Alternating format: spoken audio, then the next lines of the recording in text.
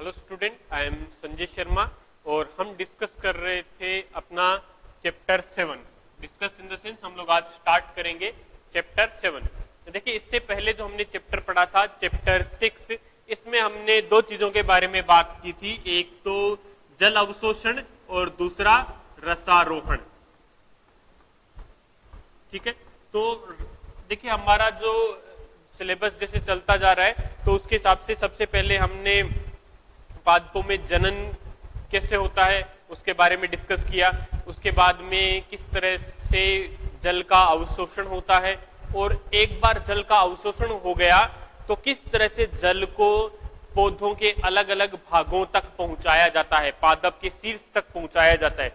उस प्रक्रिया का हमने अध्ययन कर लिया जिसको हमने कहा है रसारोहण। ठीक है, तो लास्ट ये मानिए कि हम रसारोहण हमने कंप्लीट कर लिया था, और इसके अनुसार क्या है कि एक बार जल का अवशोषण हुआ और उस अवशोषित जल को मूल से पादप के शीर्ष तक या पादप के अंगों तक पहुंचाए जाने की प्रक्रिया क्या होती है, रसारोहण होती है। ठीक है, तो रसारोहण से पादप के अलग अलग अंगों तक या पादप के शीर्ष तक क्या पहुंच चुका है, जल पहुंच चुका है।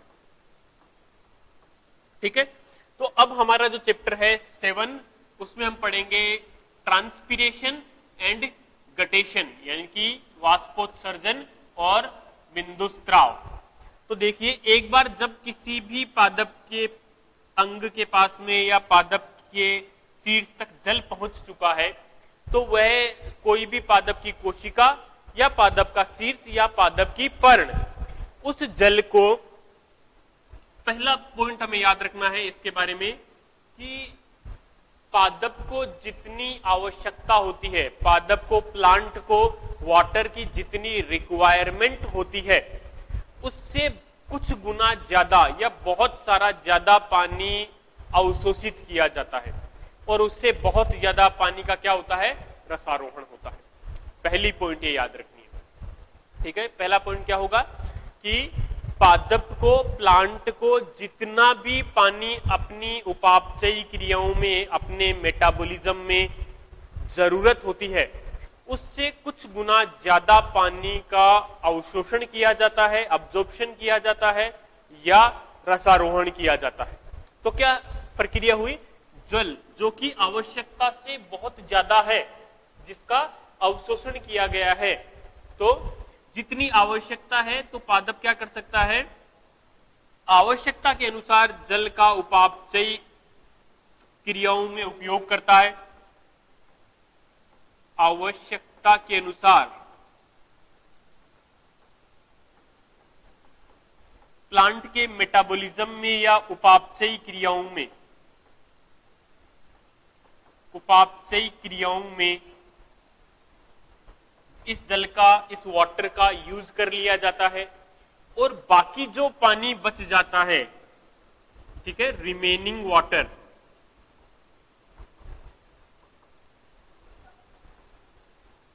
रिमेनिंग वाटर या जो बचा हुआ जल है उसको पौधों के द्वारा वाष्प के रूप में त्याग दिया जाता है। ठीक है, इनको स्टीम के फॉर्म में या वाष्प के रूप में, वाष्प के रूप में त्याग दिया जाता है,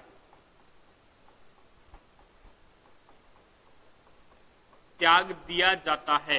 ठीक है, तो अपनी, हम अगर वाष्पोत्सर्जन की परिभाषा लिखे तो क्या होगा, पौधों द्वारा उपापचयी क्रियाओं में उपयोग के पश्चात, पौधों द्वारा उपापचयी क्रियाओं में उपयोग के पश्चात बचे शेष जल को वाष्प के रूप में त्यागने की प्रक्रिया को वाष्पोत्सर्जन कहते हैं। ठीक है, तो वाष्पोत्सर्जन से हमारा क्या मतलब हुआ, रसारोहण से जल, रसारोहण से जल पादप के अलग अलग भागों में आ गया, और ये जल जो है, पहला पॉइंट हमें याद रखना है कि पादप जो है वो अपनी आवश्यकता से बहुत ज्यादा जल का अवशोषण करता है। तो एक बार उसने जल का अवशोषण कर लिया तो जितनी आवश्यकता है उसको तो वो यूज कर लेगा, बाकी आवश्यकता से ज्यादा जो भी जल बच गया है, रिमेनिंग वाटर जो बच गया है, उसको वाष्प के रूप में त्याग दिया जाता है। ठीक है, पादप अपनी अलग अलग संरचनाओं द्वारा, वो किसी भी संरचना से उसको त्यागे, चाहे वो पत्तियों द्वारा त्यागे या क्यूटिकल द्वारा त्यागे या वातरंदों द्वारा उसको त्यागे, उससे हमें मतलब नहीं है। ठीक है, तो पादप के द्वारा उपापचयी क्रियाओं में उपयोग के पश्चात बचे शेष जल को वाष्प के रूप में त्यागने की जो प्रक्रिया है वह वाष्पोत्सर्जन या ट्रांसपीरेशन कहलाती है। ठीक है, अब देखते हैं ट्रांसपीरेशन के टाइप।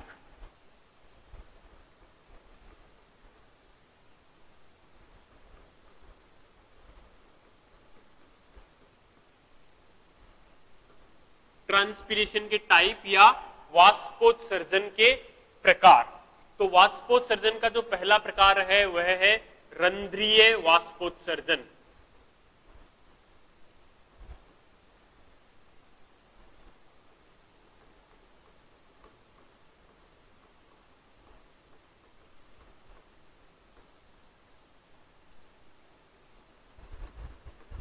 स्टोमेटल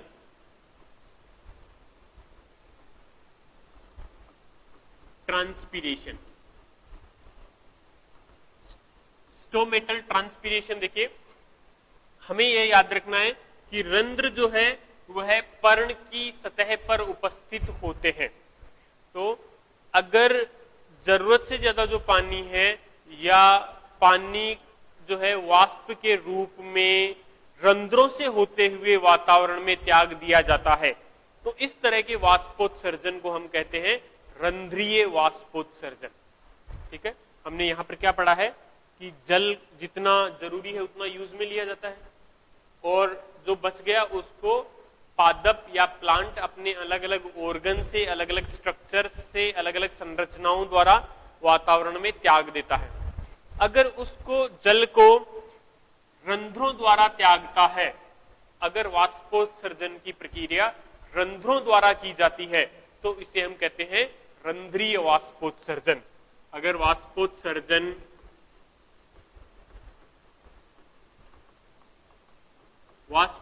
या ट्रांसपीरेशन अगर रंध्रों द्वारा होता है, रंध्रों द्वारा किया जाता है, तो इस प्रक्रिया को क्या कहेंगे?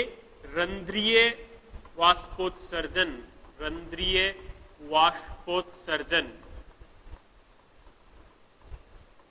या स्टोमेटल ट्रांसपीरेशन। अब रंध्र कहां पाए जाते हैं? रंध्र पाए जाते हैं पर्ण के ऊपर, पर्ण की सतह पर रंध्र पाए जाते हैं। इसीलिए रंध्रीय वाष्पोत्सर्जन के लिए सबसे महत्वपूर्ण संरचना क्या होती है? पर्ण। ठीक है, पर्ण सबसे महत्वपूर्ण संरचना है। किसके लिए? अगर हम बात करते हैं रंध्रीय वाष्पोत्सर्जन की, और रंध्रीय वाष्पोत्सर्जन जो है वह अत्यधिक वाष्पोत्सर्जन करता है। जितना भी वाष्पोत्सर्जन होता है, कुल वाष्पोत्सर्जन का लगभग 50 से 97%, 50 to 97% ट्रांसपीरेशन जो है, वाष्पोत्सर्जन जो है वह किससे होता है? रंध्रीय वाष्पोत्सर्जन से होता है। ठीक है, तो ये पॉइंट हमें याद रखना है। वाष्पोत्सर्जन की परिभाषा याद रखनी है। वाष्पोत्सर्जन के टाइप में पहला टाइप है रंध्रीय वाष्पोत्सर्जन। रंध्रीय वाष्पोत्सर्जन द्वारा कितना वाष्पोत्सर्जन होगा? 50 से 97%, 50 to 97% ट्रांसपीरेशन होगा। नेक्स्ट जो टाइप है वाष्पोत्सर्जन का वह है उपत्वचीय।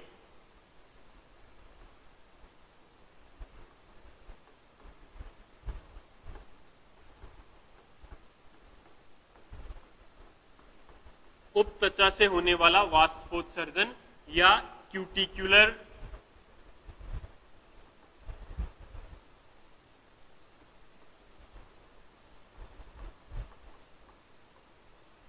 ट्रांसपीरेशन। क्यूटिक्युलर ट्रांसपीरेशन। अब देखिए, अगर हम बात करते हैं कुछ मरुद्भिद पौधों की,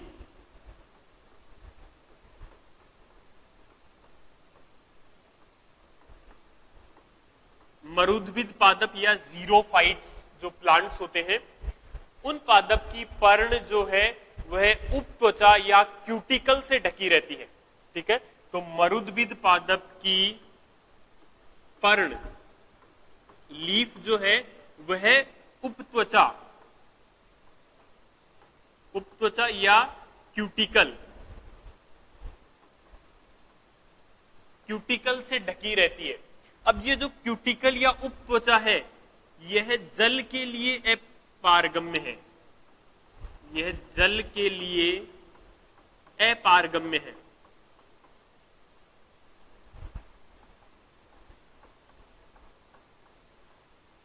ठीक है, पहला पॉइंट मरुद्भिद हम पढ़ रहे उपत्वचा वाष्पोत्सर्जन या क्यूटिक्यूलर ट्रांसपीरेशन, उपत्वचीय वाष्पोत्सर्जन। तो इसमें ये किन पादपों में होगा? मरुद्भिद पादपों में होगा। मरुद्भिद जो पादप होते हैं उनकी तो पर्ण या उनकी लीफ जो है वह उपत्वचा या क्यूटिकल से ढकी रहती है, और वो जो क्यूटिकल से ढकी हुई जो पर्ण है उसमें से अगर वाष्पोत्सर्जन होता है, अब उसमें से वाष्पोत्सर्जन कैसे हो सकता है? क्योंकि ये जो उपत्वचा है या क्यूटिकल है it is impermeable for the water, ये जल के लिए अपारगम्य है। लेकिन कुछ जगह पर ये जो उपत्वचा है यह पतली होती है या फिर हो सकती है फटी हुई। ठीक है, तो कुछ जगह पर ऐसे तो ये इसमें से पानी निकल नहीं सकता है क्योंकि ये क्या है? जल के लिए अपारगम्य है, वाटर के लिए इम्परमिएबल है। लेकिन कुछ जगह पर ये क्या होती है? ये पतली होती है और फटी हुई होती है। तो उस दशा में उस पतली या फटी हुई उपत्वचा से जो वाष्पोत्सर्जन होता है, जो वाष्पोत्सर्जन होता है उसे हम कहेंगे उपत्वचा वाष्पोत्सर्जन या क्यूटिक्यूलर वाष्पोत्सर्जन। ये वाष्पोत्सर्जन जो है वह 3 to 10% ट्रांसपीरेशन हो सकता है।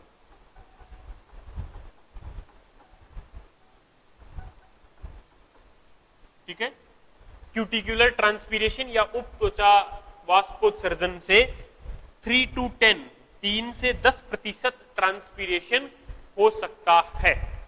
इसके बाद आता है वातरंध्र वाष्पोत्सर्जन। तीसरा जो वाष्पोत्सर्जन है वह है वातरंध्र।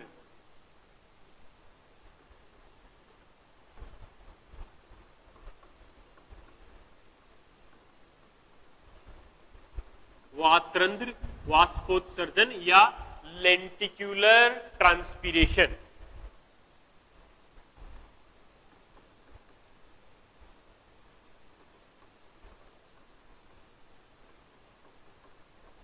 लेंटिक्यूलर ट्रांसपीरेशन। तो देखिए लेंटिक्यूलर ट्रांसपीरेशन या वातरंध्र क्या होते हैं? ये तो आपको नाम से पता चल जाएगा कि ऐसा वाष्पोत्सर्जन जो वातरंध्रों से होता है, ट्रांसपीरेशन जो कि किससे होता है? लेंटिकल्स से होता है। तो वो लेंटिक्यूलर ट्रांसपीरेशन या वातरंध्रीय वाष्पोत्सर्जन होगा। लेकिन आपको ये पता होना चाहिए कि वातरंध्र होते क्या है। ठीक है, तो वातरंध्र क्या होते हैं? कुछ काष्ठीय पादप के तने, काष्ठीय पादप के तने या स्तंभ एवं कुछ फलों पर, काष्ठीय पादप के स्तंभ और कुछ फलों पर छोटे छोटे छिद्र पाए जाते हैं, जिन्हें हम कहते हैं वातरंध्र। छिद्र पाए जाते हैं जिन्हें क्या कहा जाएगा? जिन्हें कहा जाएगा वातरंध्र। अगर वाष्पोत्सर्जन ट्रांसपीरेशन वातरंध्र या लेंटिकुलर से होता है तो उस तरह के वाष्पोत्सर्जन को हम कहते हैं वातरंध्रीय वाष्पोत्सर्जन। इससे जो वाष्पोत्सर्जन होता है, वातरंध्रीय वाष्पोत्सर्जन जो होगा वो बहुत ही कम होता है, 0.1% होता है। ठीक है, तो ये 3 तरह के वाष्पोत्सर्जन किसी भी पादप में होंगे। पहला वाष्पोत्सर्जन रंध्रीय वाष्पोत्सर्जन, उसके बाद उपत्वचीय वाष्पोत्सर्जन और तीसरा है वातरंध्रीय वाष्पोत्सर्जन। ठीक है, तो ये 3 तरह के वाष्पोत्सर्जन हमने पढ़ लिए। तो अगर हम 3 तरह के वाष्पोत्सर्जन को देखें तो हमें ये पता चलेगा कि सबसे ज्यादा जो वाष्पोत्सर्जन है वह वाष्पोत्सर्जन होता है रंध्रों द्वारा, स्टोमेटल ट्रांसपीरेशन। ठीक है, लगभग 50 से 97% तक वाष्पोत्सर्जन पौधों के रंध्रों द्वारा होता है।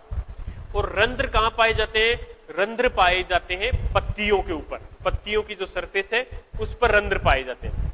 तो अगर हमें समझना है रंध्रीय वाष्पोत्सर्जन, ठीक है, अगर हम क्या समझना चाहते हैं, रंध्रीय वाष्पोत्सर्जन,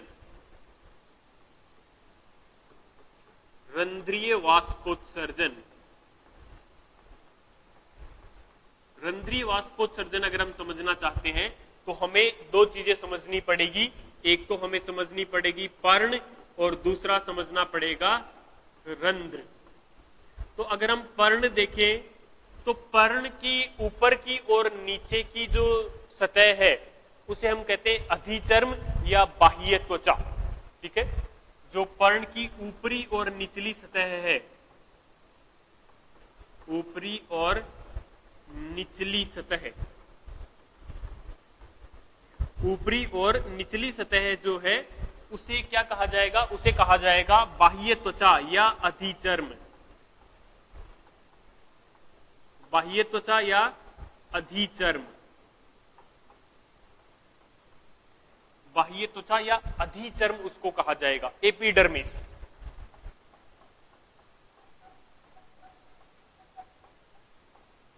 ठीक है, एपिडर्मिस उसे कहा जाएगा। तो इन 2 बाह्य, तो जैसे मान लीजिए कि ये पर्ण है तो ऊपरी सतह है, निचली सतह, तो ये ऊपरी सतह और निचली सतह दोनों क्या होंगी? बाह्य त्वचा या अधिचर्म या एपिडर्मिस इसे कहा जाएगा। और इन दोनों सतहों के मध्य जो उत्तक पाए जाते हैं उनको हम कहेंगे पर्ण मध्योतक या मीजोफिल्स। ठीक है, इन दोनों सतहों के मध्य, दोनों सतहों के मध्य या दोनों अधिचर्म के मध्य, अगर हम इनको लिखें,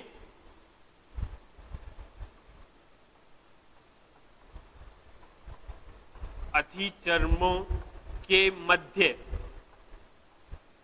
इन बिटवीन दी एपिडर्मिस, एपिडर्मिस के बीच में जो पाया जाता है उसे हम कहेंगे पर्ण मध्योतक,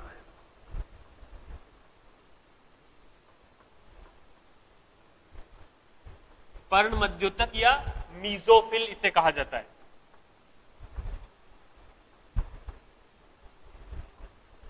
ठीक है, पर्ण मध्योतक या मीजोफिल इसे कहा जाता है। और ये जो अगर हम बात करते हैं द्विबीजपत्री यानी कि डाइकोट पौधों की अगर हम बात करते हैं, द्विबीजपत्री पौधों की अगर हम बात करते हैं जिन्हें हम कहते हैं डाइकोट, डाइकोटिलेडनी, तो द्विबीजपत्रों में ये जो पर्ण मध्योतक है ये विभक्त रहता है 2 भागों में, एक तो खंभ मृदुतक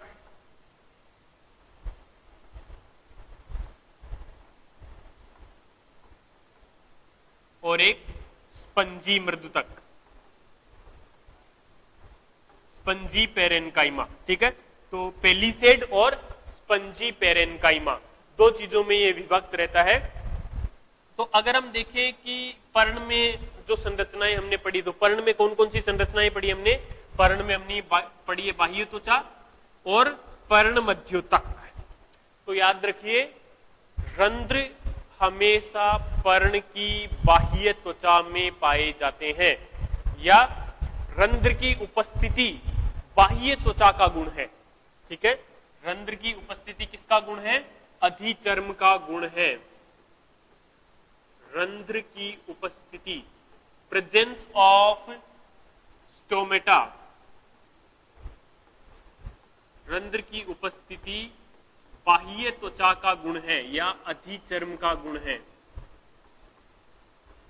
अधिचर्म या एपिडर्मिस का गुण है।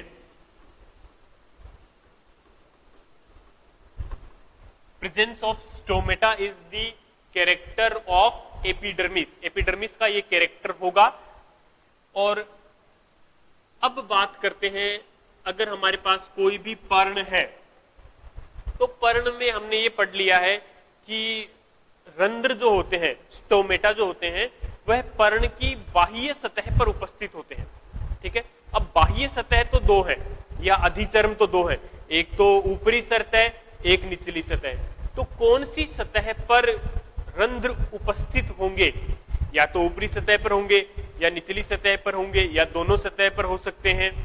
तो उसके आधार पर पर्ण जो है वह तीन तरह की होती है। ठीक है, रंध्र की उपस्थिति के आधार पर अगर हम बात करें पर्ण की या लीफ की अगर हम बात करते हैं तो इनके तीन प्रकार होते हैं। कितने प्रकार होंगे? तीन प्रकार। किस आधार पर? रंध्रों की उपस्थिति के आधार पर।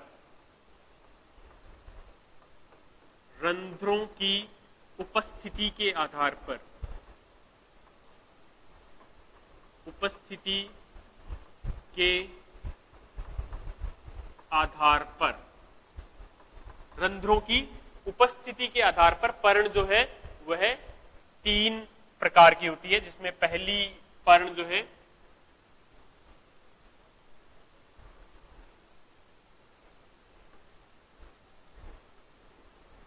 अधोरंध्री,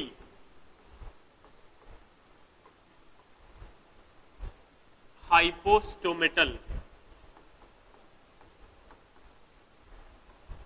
हाइपोस्टोमेटल, अधोरंध्री, उभयरंध्री,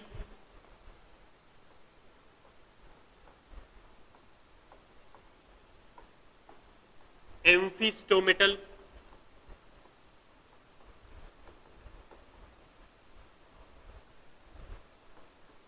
और तीसरी है अधिरंध्री।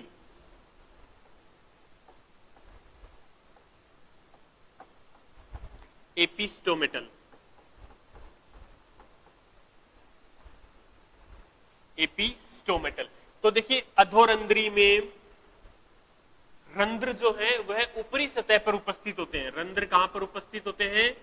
ऊपरी सतह पर, सॉरी ऊपरी नहीं, निचली सतह पर। रंध्र जो है वह निचली सतह पर उपस्थित होते हैं। केवल किस पर? निचली सतह पर। पर्ण की ये केवल निचली सतह पर ही रंध्र उपस्थित होंगे। जैसे पर्ण है तो निचली सतह पर क्या उपस्थित होंगे?